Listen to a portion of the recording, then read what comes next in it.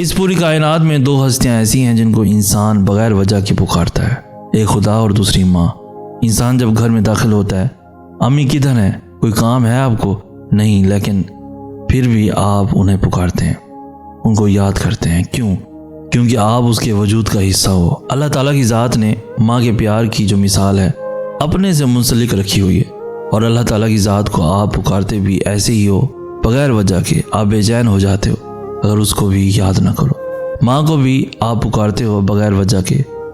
अब माँ के वजूद का आप हिस्सा हो, आप इसलिए बेचैन हो, लेकिन अपने अल्लाह को आप क्यों पुकार रहे हो बगैर वजह के? क्यों?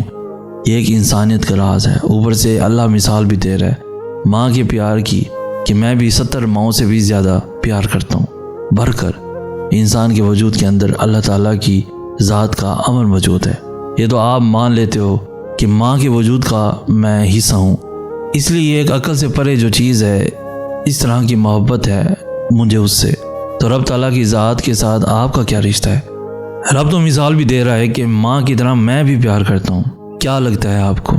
जो लोग इस बात को समझ जाएंगे वो इंसानियत का राज जान जाएंगे कि कैसे अल्लाह ताला की ज़ात ने इस कायनात को बनाया हुआ है और किस तरीके से उसको आश्कार किया हुआ है, और आप कौन हो और वो कौन है। मज़ीद ऐसी खूबसूरत इन्फॉर्मेटिव वीडियोस के लिए हमारा चैनल सैयद हसन आस भी ज़रूर सब्सक्राइब कीजिए। हमें कहते हैं सैयद हसन आस। हम मिलेंगे नेक्स्ट वीडियो में, तब तक के लिए अल्लाह आपका आमीन वासिर।